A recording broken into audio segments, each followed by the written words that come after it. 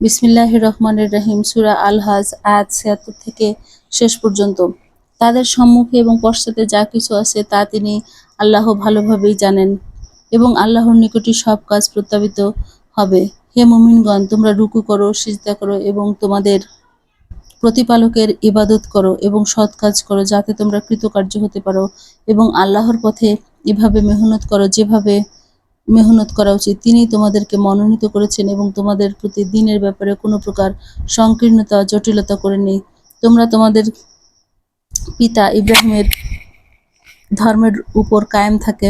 তিনি আল্লাহ তোমাদের নাম মুসলমান রেখেছেন এবং কুরআনের পূর্বে এ কুরআনের মধ্যেও যাতে রাসূল তোমাদের উপর সাক্ষী হয়ে যান এবং তোমরা সব মানুষের উপর সাক্ষী হয়ে যাও। সুতরাং তোমরা নামাজ কায়েম করো এবং যাকাত আদায় করো এবং আল্লাহকে মজবুতভাবে ধারণ করো। তিনিই তোমাদের অভিভাবক, কতই উত্তম অভিভাবক এবং কতই উত্তম সাহায্যকারী।